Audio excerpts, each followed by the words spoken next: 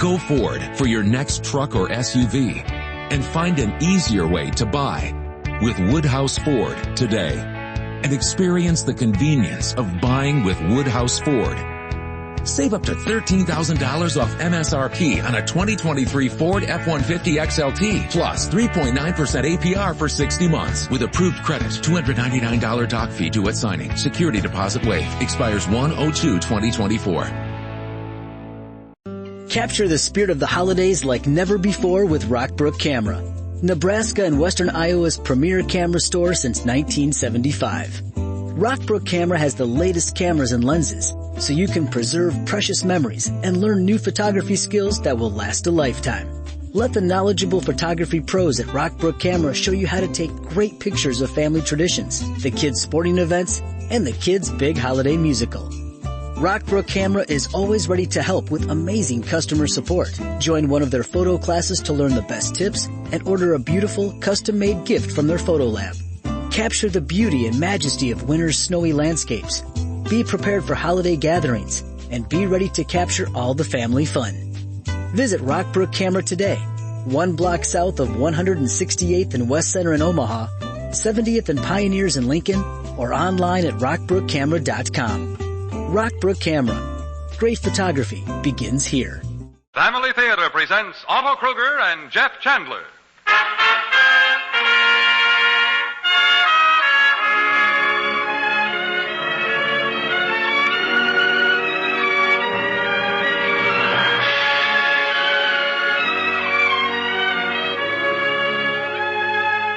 From Hollywood, the Mutual Network, in cooperation with Family Theater Incorporated, brings you Jeff Chandler in Henry Van Dyke's The Other Wise Man. To introduce the drama, your host and narrator, Otto Kruger.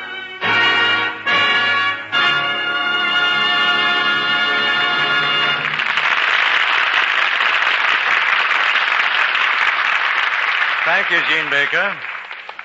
Friends, you all know the story of the 3 wise men of the East, how they traveled from far away to offer their gifts at the manger cradle in Bethlehem.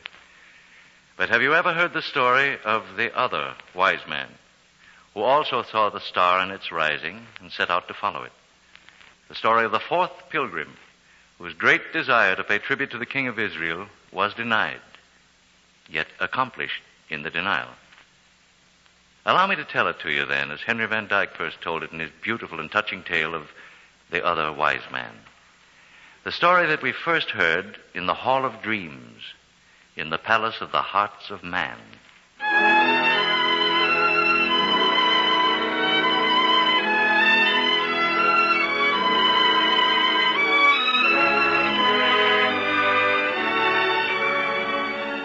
In the days when Augustus Caesar was master of many kings and Herod reigned in Jerusalem, there lived in the city of Persia a certain man named Artaban the Median.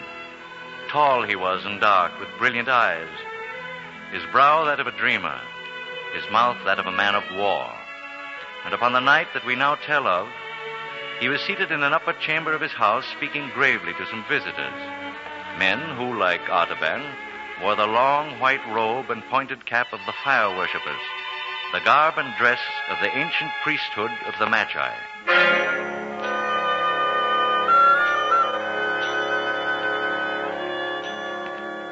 Tonight, my father and friends, let us speak of the new light and truth that lie in the prophecies of the ancient wise men of Chaldea. The prophecies of the Chaldeans, Artaban? Who is there among us able to unravel their mysteries, to read meaning into words dimly foretold and impossible of understanding? Is it difficult, Rhodaspes, to understand the prophecy of Avesta, who said, "One shall arise from the prophets of the east country, and around him will shine a mighty brightness, and he shall make life everlasting, incorruptible, and immortal"? This is a dark saying, Artaban, and one best forgotten, for it would presage the relinquishment of the powers of the Magi to some stranger from the east. Then, Tigranes, one must also forget the prophecy of Balaam, who said, "There shall come a star out of Jacob, and a scepter shall arise out of Israel." All these sayings are obscure and mystical, my son. None can interpret them or find the key to their meaning. I have been able to interpret them, Father. You, Artaban? Yes, Father. For I and my 3 companions among the Magi, Caspar, Melchior, and Balthazar, have searched the ancient tablets of Chaldea, and are now convinced that this is the year in which the Anointed One, the Prince of Princes, the King of Israel, shall be born.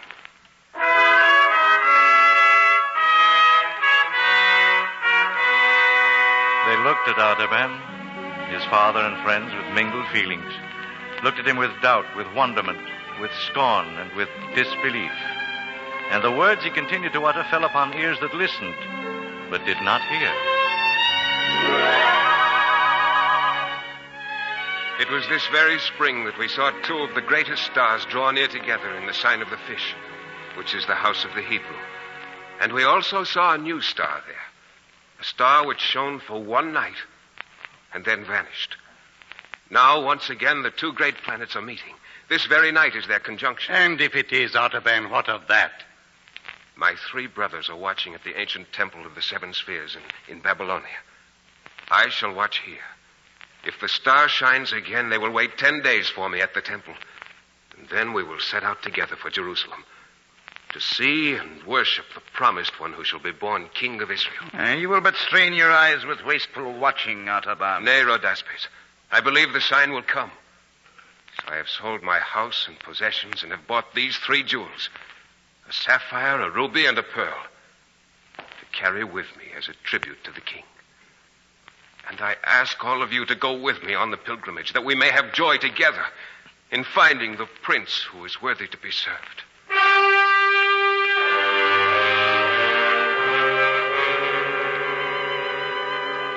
As he finished speaking, Artaban placed 3 great gems upon a linen scroll before him. One blue as the fragment from a night sky. One redder than the ray of sunrise. One as pure as the peak of a snow mountain at twilight. His friends glanced at the jewels, then at each other with looks of wonder and of pity. This is a vain dream, Artaban. No king will ever rise from the broken race of Israel. My time will be wiser spent gathering money for the new fire temple at Kalam. This is what comes of too much looking upon the stars. This quest is not for me. And so they left him, one by one, and went out of his house. Thus it was that Artaban left in solitude, gathered up his jewels, the sapphire, the ruby, and the pearl, and placed them in his girdle. Then quietly left the room and went out upon the terrace on the roof.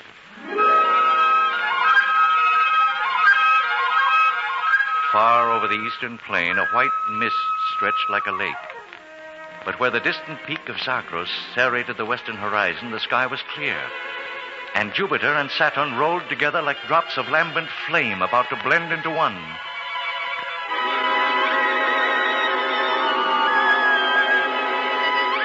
And as Artaban watched them, behold, an azure spark was born out of the darkness beneath, rounding itself with purple splendors to a crimson sphere, spiring upward through rays of saffron and orange into a point of pure white radiance.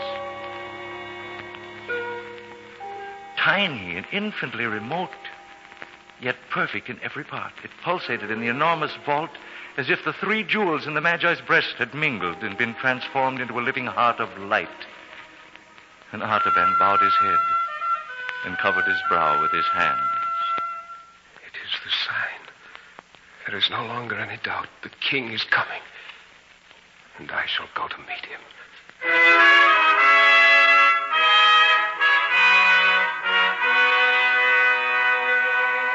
Before the birds had fully roused to their strong, joyful chant of morning song, the hooves of Vazda, the swift and faithful steed of Artaban, were beating a spirited music upon the road, and over the fertile fields of Kankabar and the rich gardens of Bagistan, through the rocky passes of Zagros and the swirling floods of the river Tigris, those gallant hooves made their rhythmic song.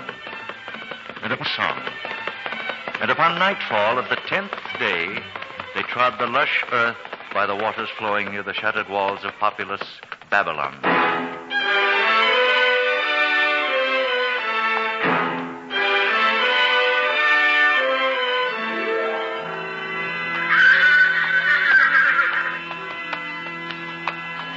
Courage, Master. It is yet 3 hours' journey to the Temple of the Seven Spheres.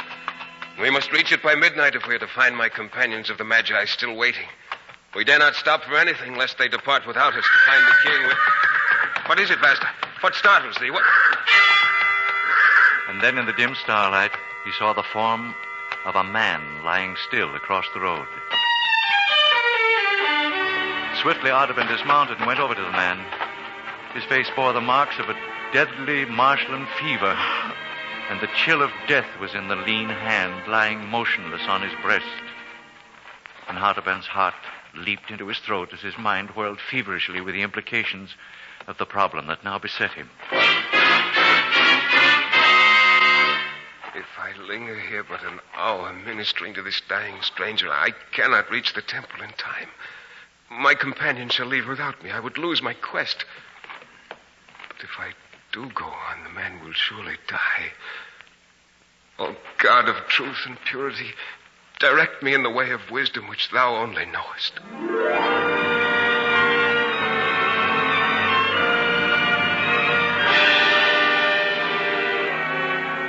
And Artaban turned back to the sick man and carried him off the road to the foot of a palm tree. The Magi swiftly prepared a draught of potent remedy he carried in his belt. Then hour after hour labeled as only a skillful healer of disease can do. And at last the man's strength returned. He sat up, looked about him, and spoke. Who art thou? Why hast thou sought me here? To bring back my strength? I am Artaban, the Magian, hurrying to Jerusalem in search of one who is to be born king of the Jews. And despite your holy quest, you still stop to aid one whose death would no more be noticed than if a grain of sand had disappeared from the desert? I could do no less, my friend. Then may the God of Abraham and Isaac and Jacob bless and prosper your journey. But before you depart again, you should know this. Our prophets have said that the Messiah will not be born in Jerusalem, but in Bethlehem of Judah. Bethlehem, thou sayest? Aye.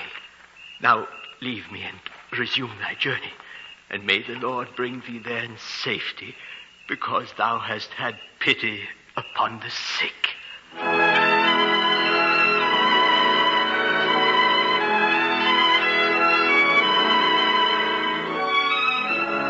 So it was that when Artaban reached the Temple of the Seven Spheres, the three wise men had gone, leaving behind them only a piece of parchment under a small cairn of broken bricks.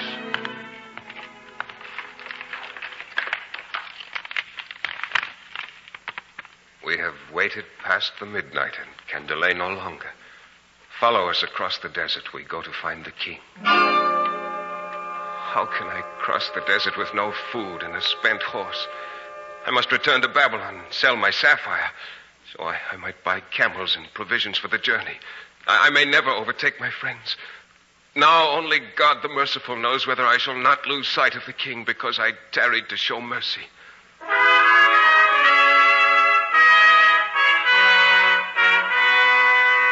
And so it was that Artaban the Magi, the other wise man, with but 2 gems remaining now to offer as tribute to the king of Israel, followed Caspar, Melchior, and Balthazar across the desert.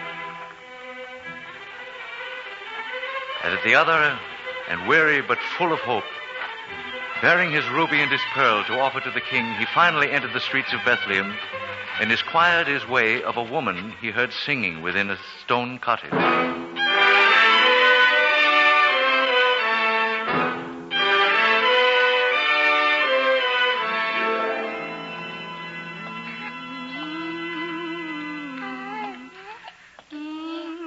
May the blessings of the day be upon thee and thy child, good sister. And upon thee also, stranger. I seek 3 brethren of mine who should have arrived here in Bethlehem a few days ago. Would you have knowledge of them? If it is of 3 Magi you speak, they did appear in this village 3 days ago. Yes, that is they. What has happened to them? What did they do here? They told how they had come from the Far East, and how a star had guided them to the place where Joseph of Nazareth was lodging with his wife and her newborn child. They paid reverence to the child and gave him many rich gifts. Oh, then the prophecy has been fulfilled. The king was born. Now may I offer my ruby and my pearl to him as tribute. Where may I find my friends, good woman? Where may I find this Joseph and his wife and their newborn son? My reply will disappoint thee, Magi, for the three strangers disappeared as suddenly as they had come here. Disappeared? And the man of Nazareth took the babe and mother and fled secretly away that same night to the distant lands that are called Egypt. Egypt? Then once again I have arrived too late. My quest is not over, but barely begun. It does not seem good to the God of wisdom to reward my search so soon and so easily. Now I must follow the king to Egypt. Bless thee and thy child, good woman, and may peace and... Those trumpets, they have within their throats the cry of doom. My child. Wait here, woman. Wait, I shall look through the doorway for the meaning of this. What is transpiring here? Why the fearful cries of terror and alarm? The soldiers of Herod. The soldiers of Herod have come to the village. They're killing our children, slaughtering our babes. Fly to the hills with your children. Fly, fly. Herod's soldiers killing our children. Oh, no. Oh, wait. Take the child to the darkest corner of the room. Cover him with the folds of thy robe and quiet his cries. I shall speak to these soldiers of Herod when they arrive.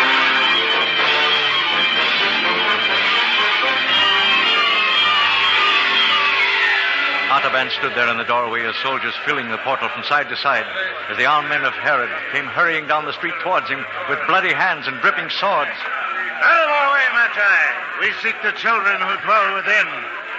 And if I were to tell you that I am all alone in this place? We shall learn that for ourselves. Stand aside, lest we run our blades through your body, too. Oh, wait. I am all alone in this place. I am willing to give this jewel to the prudent captain of Herod's men who will leave me in peace. The captain looked down. Within the hollow of Artaban's hand lay a ruby, glistening there like a great drop of blood. The soldier paused for a long moment, then suddenly stretched out his eager hand and snatched up the ruby. March on, men! This house is still. There is no child here.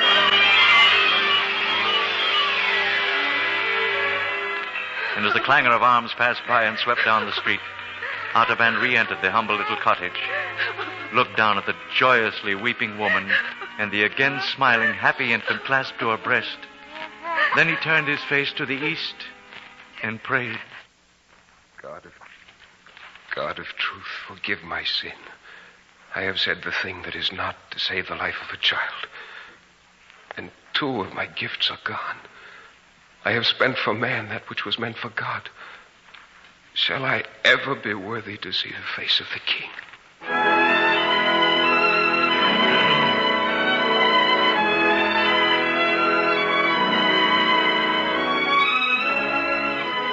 So Artaban the Magi, Artaban the other wise man, began his weary travels once again, seeking him who had been born in Bethlehem, seeking the Anointed One, the King, to lay before him his tribute, the solitary gem that now alone remained, the pearl.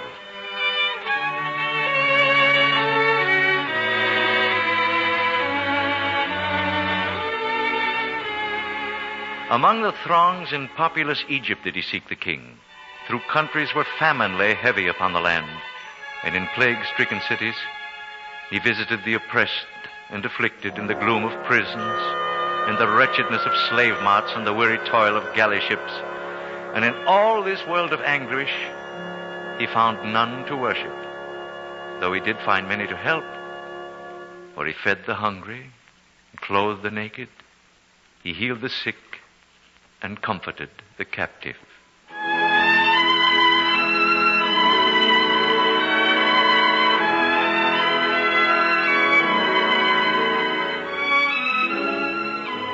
Thus, 33 more years of the life of Artaban passed away, and he was still a pilgrim and a seeker of light. With the last of the jewels, his pearl, still held in his secret resting place in his bosom, and now, worn and weary, ready to die, but still looking for the King, he had come for the last time to Jerusalem. But there, the streets, Artaban found flowing movement of multitudes. A strong tide of people sweeping irresistibly along the ways leading to the Damascus gate. Your pardon, worthy friend. Could you tell me the cause for all this tumult? And whither all these people are going? Why, everyone is going to the place called Golgotha, Magi, outside the city walls, where there is to be an execution. Aye, 2 famous robbers are to be crucified, and with them another called Jesus of Nazareth. Jesus of Nazareth? Aye, a man who has done many wonderful works among the people, so that they love him greatly. But Pilate has sent him to the cross because he said he was the Son of God. Because he said he was the King of the Jews. King of the Jews? Can it be that I shall find the king at last in the hands of his enemies, and shall come in time to offer my pearl, my last remaining gem of tribute, to pay his ransom before he dies?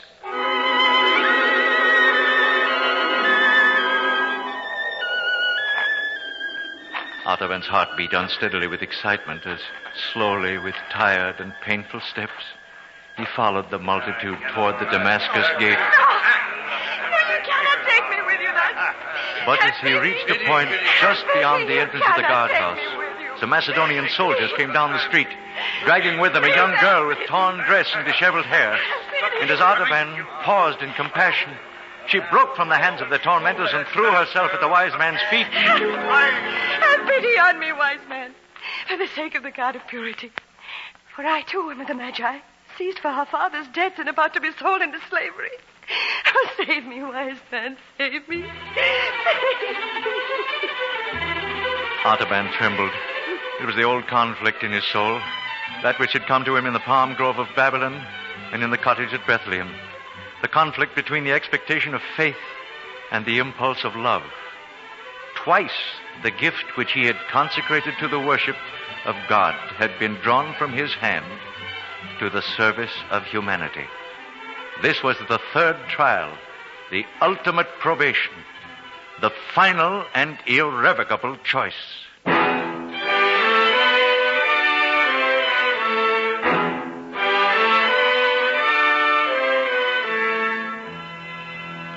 Artaban slowly removed the pearl from his bosom. Never had it been so luminous, so radiant, so full of tender, living luster. And he laid it in the hand of the slave girl. Here. This is thy ransom, my daughter. The last of my treasures which I kept for the king.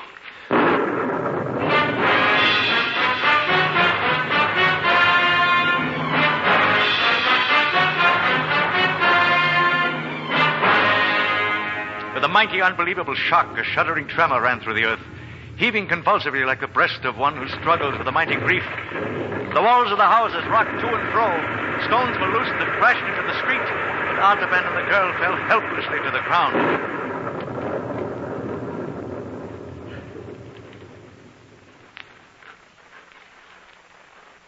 Magi. Magi. Speak to me, Magi.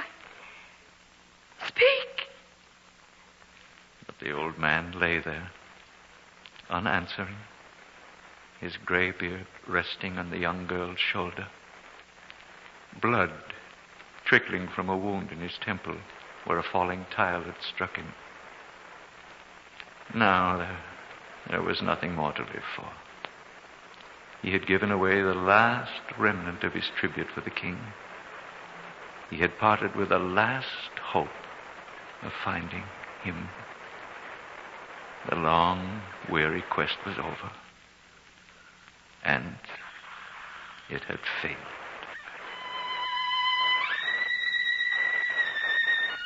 Then, as the alarmed girl bent over him, there came through the twilight a sound, like a voice, very small and still, like music sounding from a distance, in which the notes are clear, but the words are lost.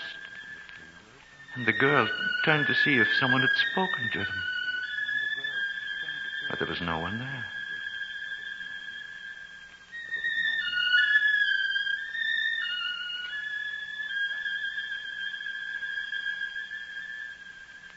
And then the sound was gone. But the lips of the Magi, of Artaban, the other wise man, trembled, moved, and then spoke as though in answer to that voice. Not so, my lord. For when saw I thee hungered and fed thee, or thirsty and gave thee drink? When saw I thee a stranger and took thee in, or naked and clothed thee? When saw I thee sick or in prison and came unto thee? 33 years have I looked for thee, but I have never seen thy face, nor ministered to thee, my king.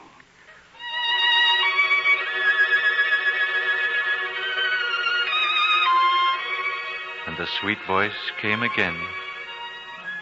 And again the maid heard it, very faintly and far away. But now it seemed as though she understood the words and repeated them to Artaban. Verily I say unto thee, inasmuch as thou hast done it unto the least of these, my brethren, thou hast done it unto me. The calm radiance of wonder and joy suddenly lighted the pale face of Artaban, like the first ray of dawn on a snowy mountain peak. One last long breath of relief exhaled from his lips, and his journey was ended. His treasures had been accepted. The other wise man had found the king.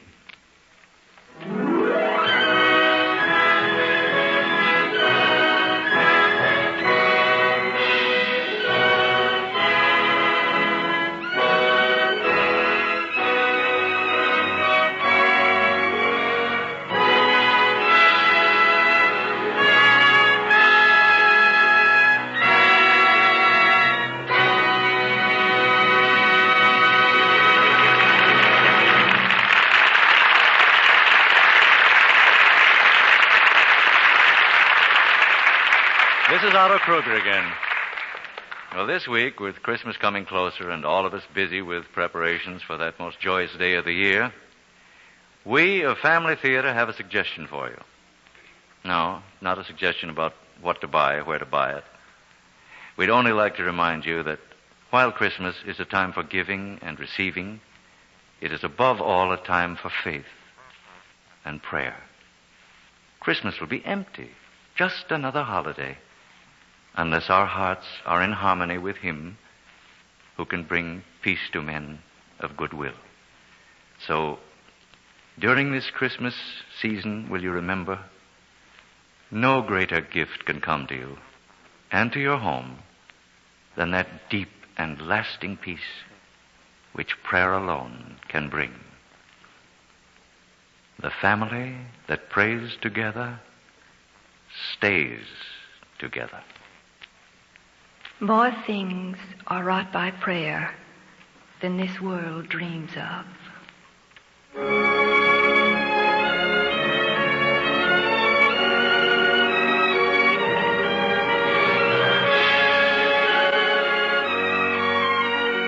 From Hollywood, Family Theater has brought you Jeff Chandler in The Other Wise Man, with Otto Kruger as your host and narrator. This adaptation of Henry Van Dyke's great classic was written by Sidney Marshall, by special arrangement with the copyright owners, Harper & Brothers and Tertius Van Dyke. Music was composed and conducted by Harry Zimmerman, and the production was directed for Family Theater by Jaime Del Valle.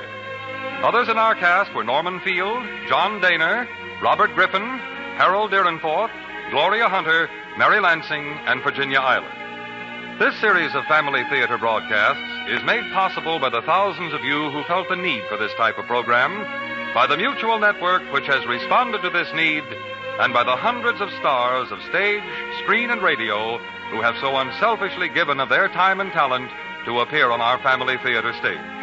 To them and to you, our humble thanks. This is Gene Baker inviting you to join us next week at this time when your Family Theater will present Miss Loretta Young in Charles Tazwell's beautiful story of The Littlest Angel. Join us, won't you?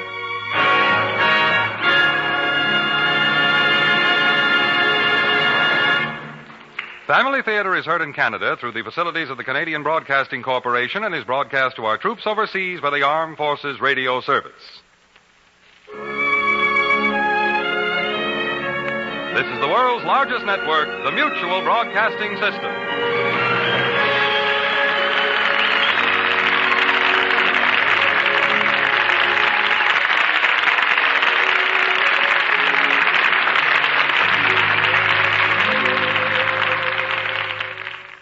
Lucky Land Casino, asking people, what's the weirdest place you've gotten lucky? Lucky? In line at the deli, I guess? Aha, in my dentist's office. More than once, actually. Do I have to say? Yes, you do. In the car before my kids' PTA meeting. Really? Yes. Excuse me, what's the weirdest place you've gotten lucky? I never win and tell. Well, there you have it. You can get lucky anywhere, playing at LuckyLandSlots.com. Play for free right now. Are you feeling lucky? No purchase necessary. Void where prohibited by law. 18+. Terms and conditions apply. See website for details. With the Lucky Land Slots, you can get lucky just about anywhere. This is your captain speaking. We've got clear runway and the weather's fine, but we're just going to circle up here a while and get lucky. No, nothing like that. It's just these cash prizes add up quick. So I suggest you sit back, keep your tray table upright, and start getting lucky. Play for free at LuckyLandSlots.com. Are you feeling lucky? No purchase necessary. Void where prohibited by law. 18+ terms and conditions apply. See website for details.